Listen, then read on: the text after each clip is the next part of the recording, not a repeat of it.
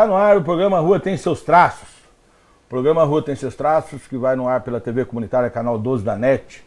Agradecer aí à TV Comunitária por abrir esse espaço para a gente estar falando da rua, né, trazendo aí, né, o que vem acontecendo na rua no seu dia a dia. E agradecer à Revista Traços pelo apoio cultural, a Associação Cultural Namastê, que dá esse apoio cultural para que esse programa vá ao ar.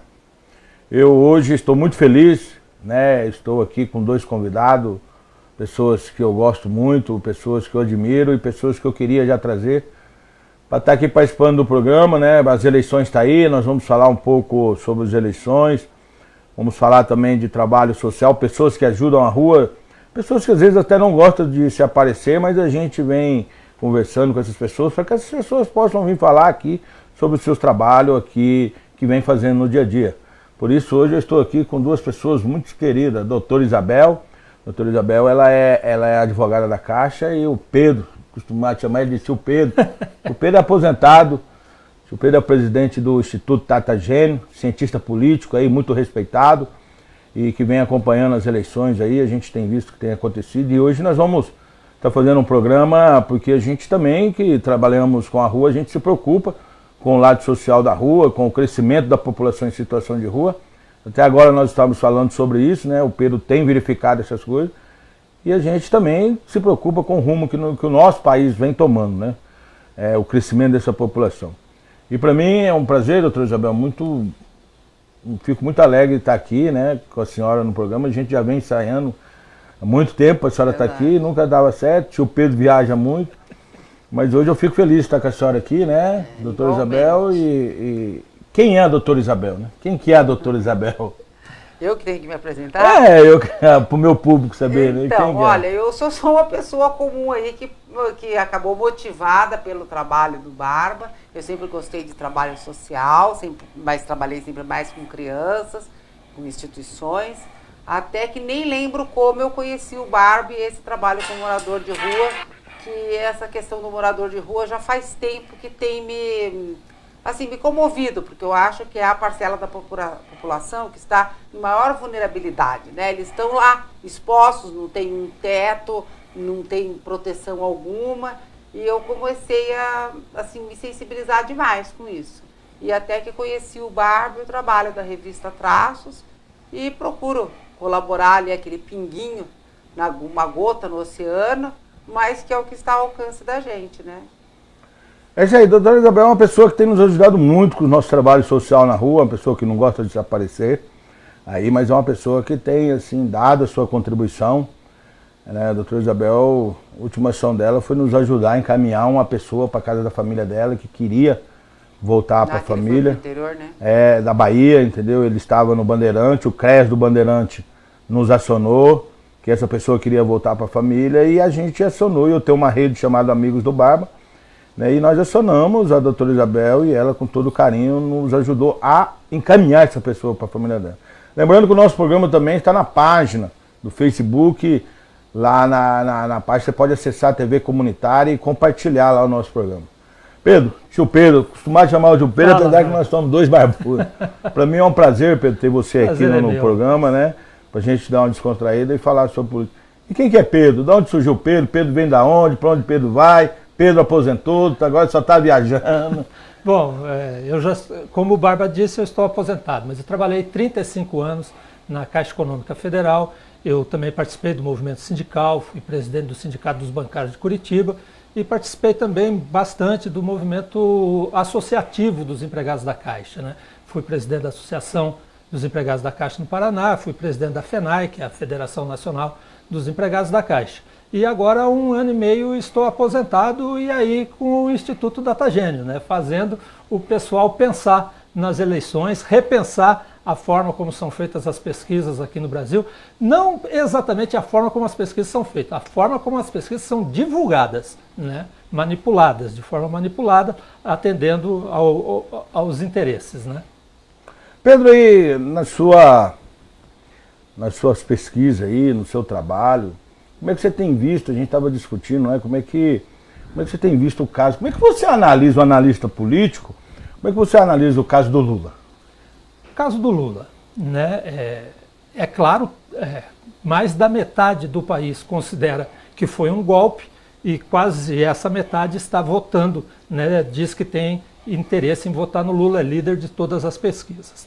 Né? Agora sim, todo o movimento que foi feito, né, para tirar a Dilma, o impeachment da Dilma, eu sempre digo impeachment / golpe, né, quando eu escrevo, né, mas todo o trabalho que foi feito para tirar a Dilma incluía, né, não permitir o retorno do Lula à presidência do país.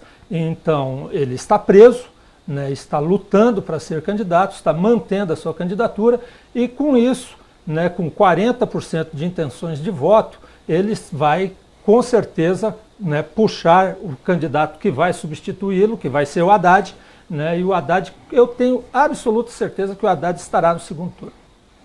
Pedro, como é que você vê? A gente tem acompanhado aí, como é que você faz uma análise, né? A gente trabalha pelo lado social, esse crescimento, como é que você acredita que o Haddad vai crescer? Porque assim, você não acha que o PT, a estratégia do PT de trazer o Haddad não está demorando demais para esses debates? Essa é a pergunta, né, que todo mundo faz e que os grandes meios de comunicação insistem em dizer que o PT está errado. Né? Mas eu digo, o PT estava certo, está correto. Né? O PT está correto. Se tivesse lançado o Haddad lá atrás, sem falar em Lula, hoje o país não estaria nem falando no Lula, que o Lula hoje é uma figura central, né, da questão eleitoral no Brasil e é falado no mundo inteiro. Então não estaria falando nem no Lula e o Haddad estaria patinando em volta de 10, 15% das intenções de voto, né, depois de todos esses acontecimentos. Né? O Lula mantendo a candidatura. E esta semana vão sair pesquisas. Né? Hoje já pode ser divulgada uma pesquisa do Ibope, tem pesquisa do Datafolha na rua, tem pesquisa dos banqueiros, né? Os banqueiros também, o BTG Pactual está fazendo pesquisa, tem pesquisa do Datagênio, né? E o Lula já passou de 40% de intenção de voto.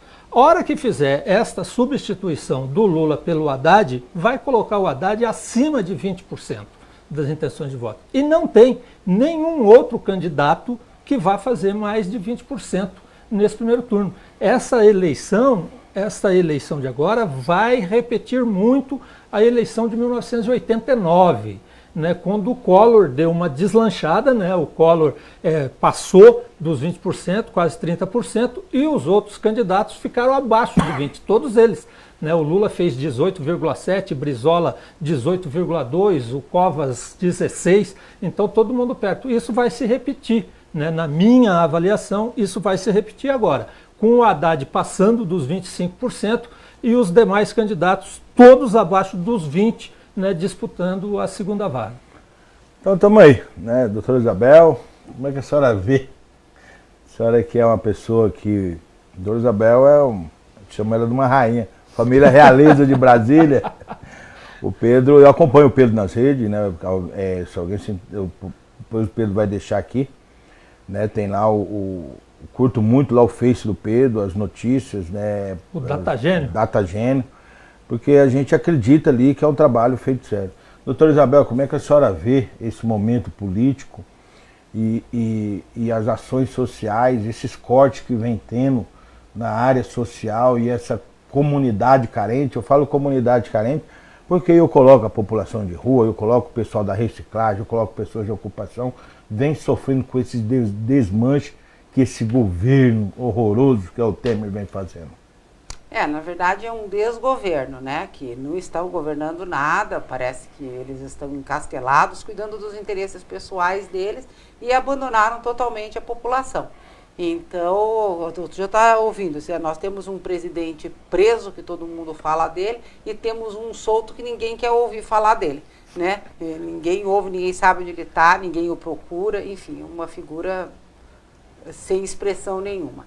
Mas o que eu penso é que qualquer candidato, eu não entendo tanto assim de política, nem gosto assim da militância, não é que eu entenda, mas o que eu privilegio em qualquer candidato é um candidato que olhe para a grande massa da população, que olhe realmente pelas pessoas carentes, pelas pessoas que passam necessidade, que não têm condição, que não tiveram oportunidade.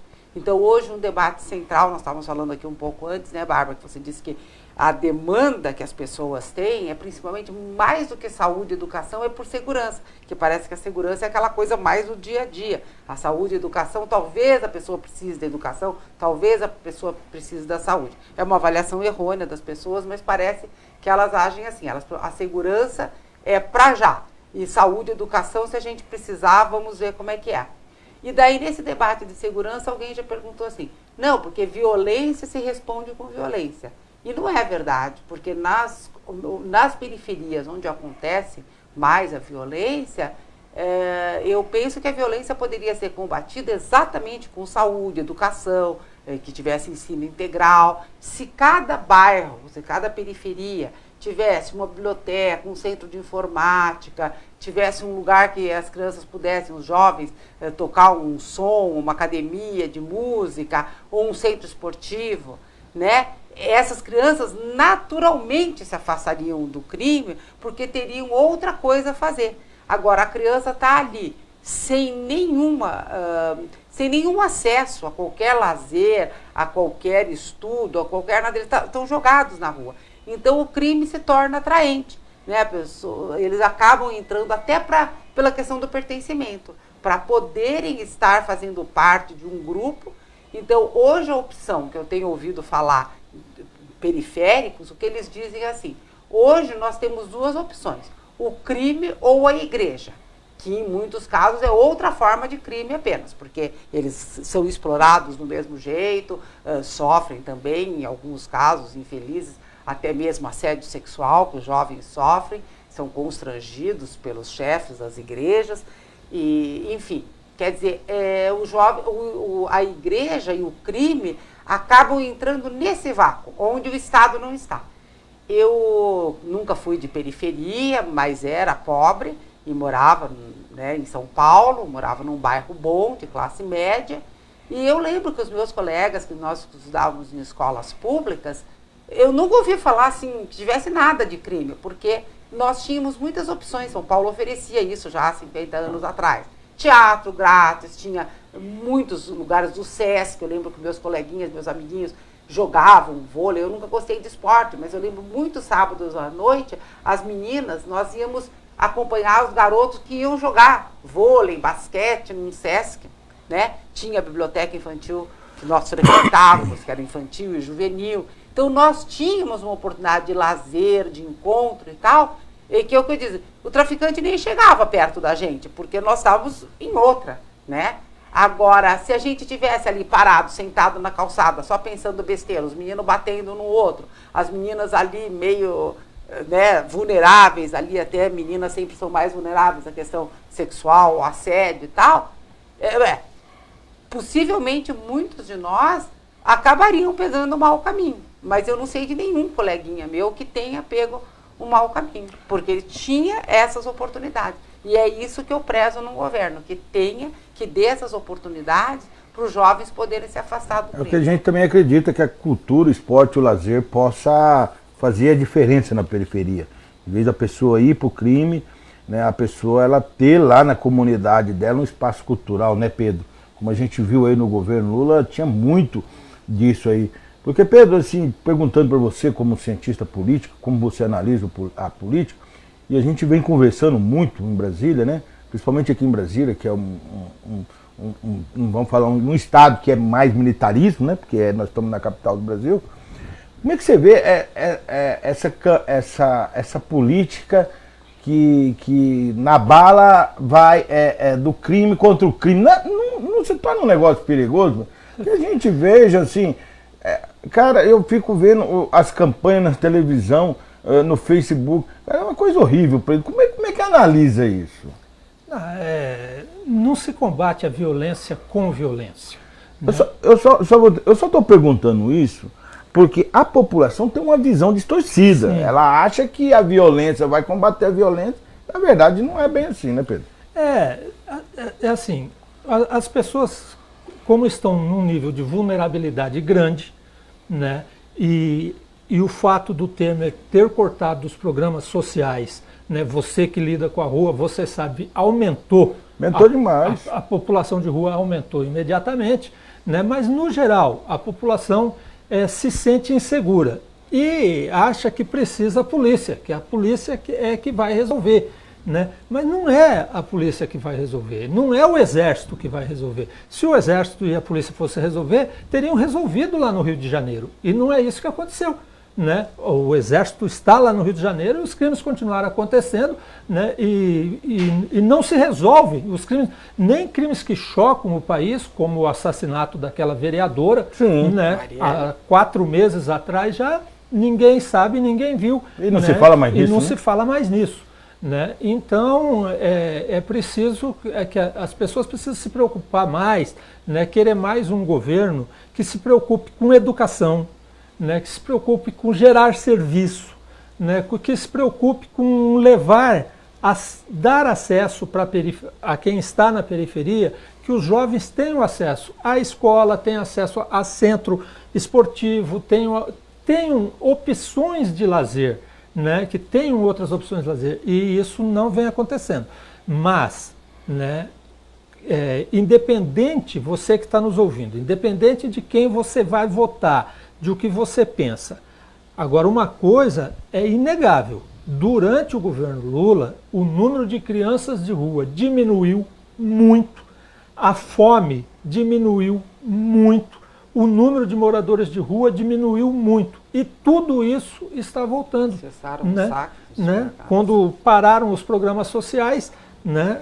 Tudo isso está voltando. Então aí você vê a importância de um governo, né, que olhe para o social. Né? Pode, não quer o PT? Tem outros, tem centro-esquerda, né? Tem outras candidaturas de centro-esquerda que propõem, né, essas mesmas coisas. Como é que você analisa essas candidaturas? Aproveitar que você está aqui, quero sugar um pouco mais o tio Pedro. Como é que você analisa a candidatura do Ciro Gomes? Olha, o Ciro é um político que eu gosto. Tá? Eu particularmente gosto, acho que é um cara preparado.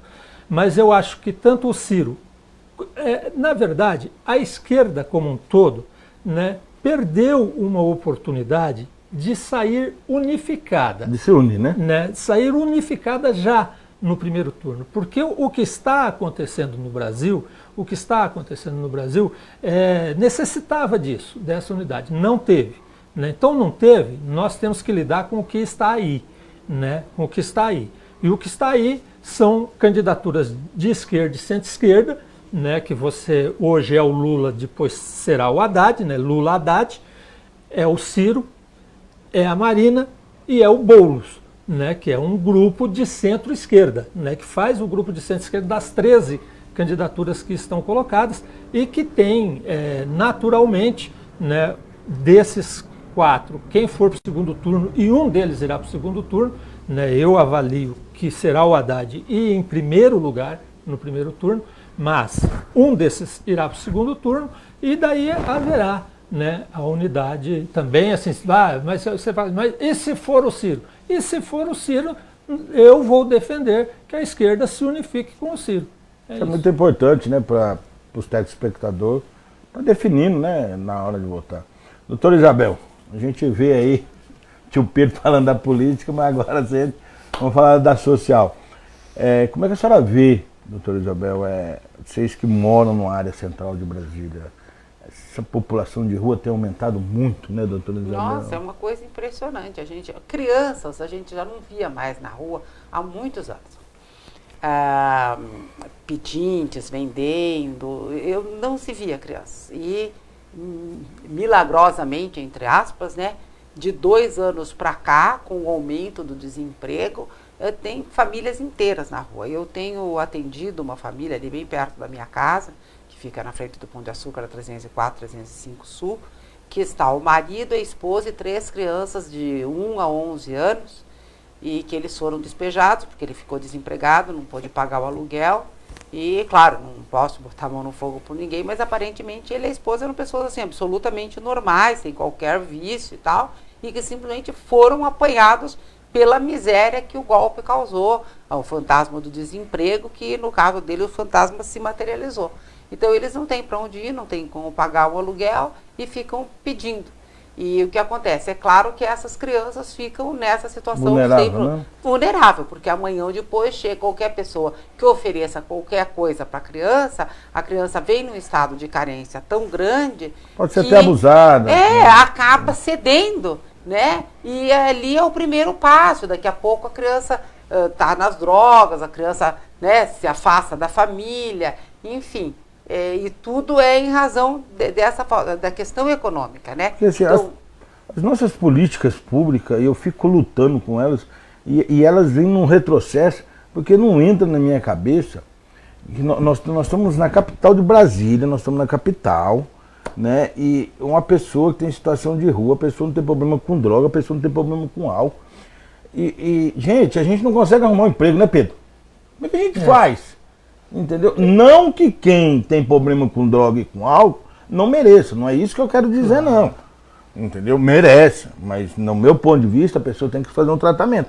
Eu, Rogério Barba, eu tô aqui hoje porque um dia eu saí da rua, eu era usuário de crack, eu tomava 1 litro de álcool de posto de gasolina por dia, então eu me tratei, eu me preparei para mim entrar no mercado do trabalho.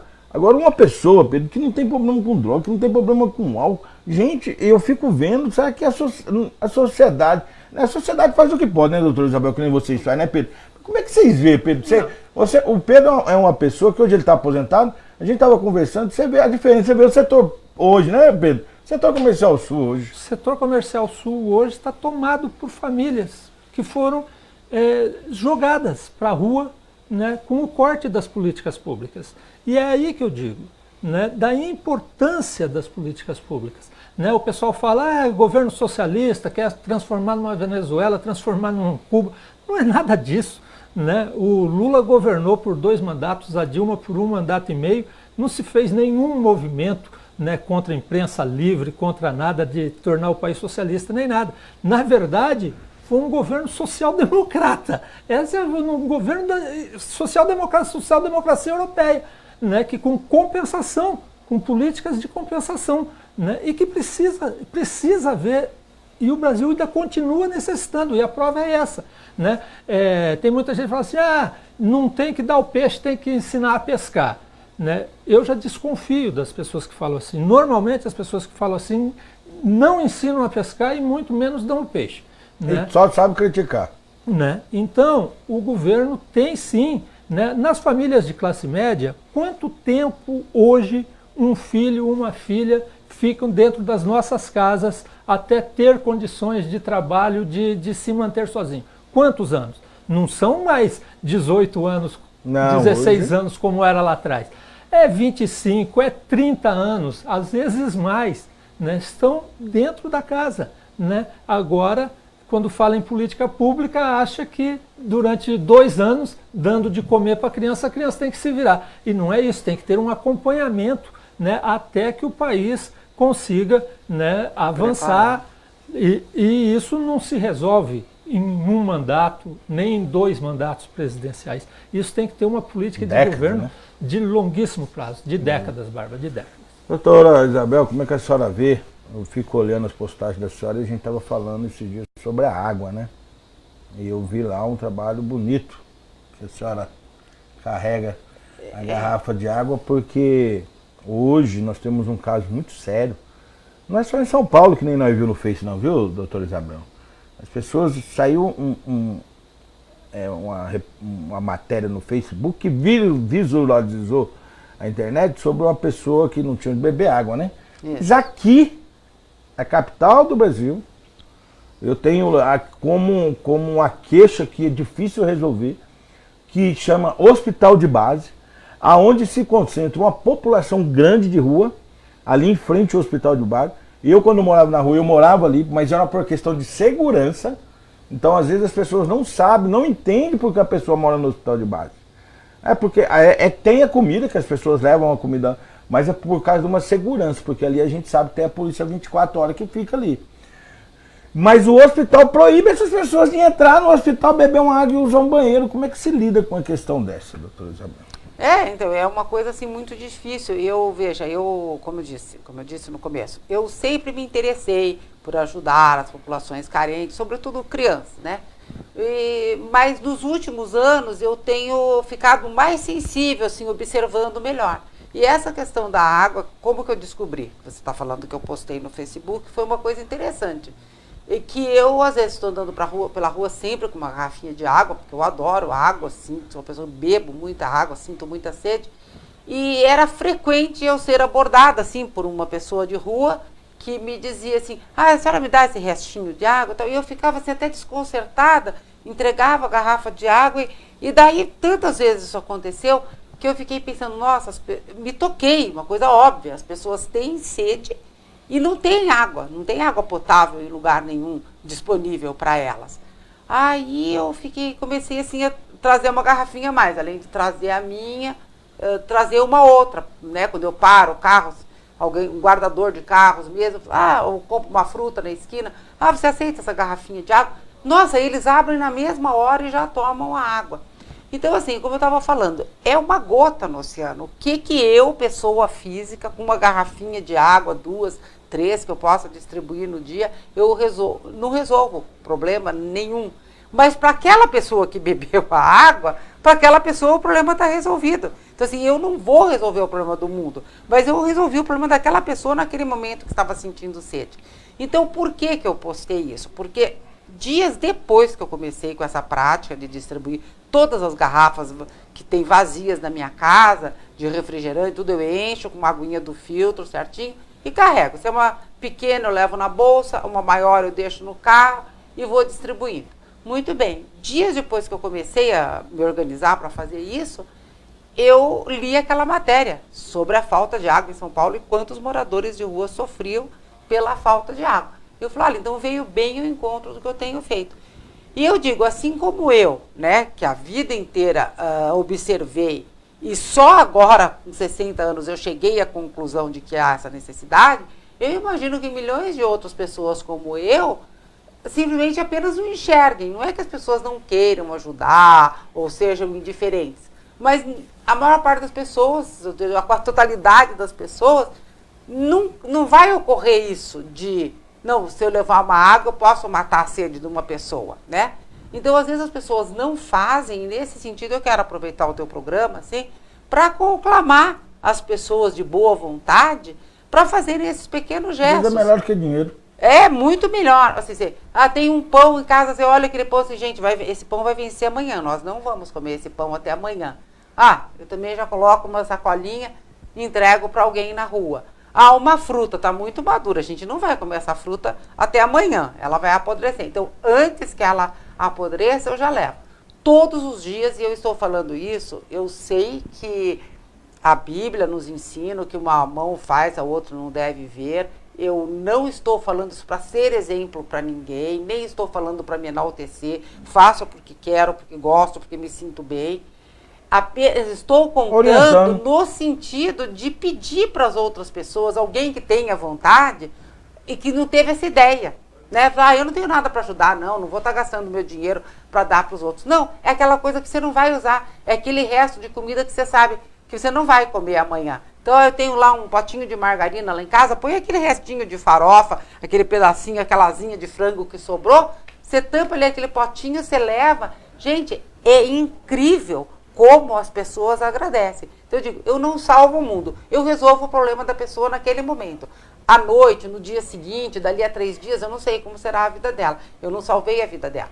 Mas eu me ponho no lugar dela e penso, se eu estivesse passando fome, eu não ia querer que alguém salvasse a minha vida. Eu queria que a pessoa me desse comida naquela hora que eu sinto fome.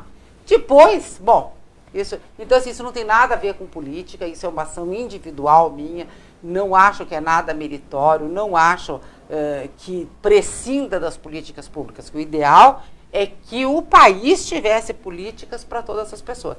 Mas, dada a realidade que nós não temos, então eu procuro fazer assim, o que está ao meu alcance e que não me custa tanto, tá? Me dá um trabalhinho ali, encher a garrafinha de água, encher um potinho com o resto de comida, o resto não sobras, né, de comida, não são restos, são as sobras de comida, e eu pego e distribuo. Então, às vezes, muitas vezes, é isso que a gente pode fazer. É isso aí, um cientista social, um cientista político, um cientista social. Nós vamos chegando ao final do programa, Pedro. Eu fico feliz em o senhor estar aqui. Chamo Pedro, Não, é tio Pedro. Que é isso. Como é que as pessoas fazem, né? Nós estamos encerrando o programa aí, já está no final aí. Primeiro eu queria, né, te agradecer e fazer duas perguntas rapidinho, né? Sim. Que nós já estamos encerrando. Como é que vem as pesquisas, né? O que o Datagênio pode trazer para nós agora? As pesquisas, as próximas pesquisas vão mostrar o Haddad já na frente, né, do segundo colocado, que hoje, atual segundo colocado, vai continuar segundo colocado nas próximas pesquisas. E isso vai surpreender muita gente, mas eu já venho falando isso faz tempo. E a outra coisa que eu quero é aproveitar o programa e pedir para as pessoas, né, não deixem de comparecer no processo eleitoral. Compareçam, né? Procure o candidato que mais se aproxima do que você pensa e vá para as urnas. É muito importante na situação política do país a gente fazer com que a votação de 2018 seja maior que a votação de 2014. É isso. Obrigado, Pedro. Doutora Isabel, obrigado por senhora estar aqui. Para mim é um prazer, muita alegria. Doutora Isabel é uma pessoa que a gente tem acompanhado, eu tenho acompanhado aí desde o começo, uma pessoa que apoiou o Adelso, o grande Adelso, né? Mandar um abraço para ele vai estar aqui no nosso programa também. A pessoa sempre acreditou no Adelso. Adelso hoje era um porta-voz da cultura, hoje trabalha, faz serviço social. Hoje o Adelso toma conta do prédio, é o síndico do prédio lá, da população de rua. Queria agradecer aqui a participação da senhora, doutora. Eu que agradeço, fiquei muito feliz de vir aqui para a gente poder ajudar a divulgar mais esse trabalho social, né, que enquanto o país não cumpre seu dever com os seus filhos, nós como sociedade vamos tentando fazer o que está ao nosso alcance. Muito obrigada, viu, Bárbara? Muito importante estar aqui. É isso aí, eu agradeço aí meus telespectadores por programa aí, que tem nos acompanhado, tem nos encontrado na rua, comentando sobre o nosso programa aí tem crescido cada vez mais. Agradecer o apoio da revista Traços, o apoio da Associação Cultural Namastê, que tem nos dado esse apoio cultural para estar aqui. E agradecer, né, a TV Comunitária que teve coragem de abrir um programa para que a rua pudesse vir falar. Uma TV do povo, uma TV de luta, que está aí democraticamente deixando a gente falar naquilo que a gente quer trazer a realidade para o povo. Então eu agradeço a todos vocês e até a próxima.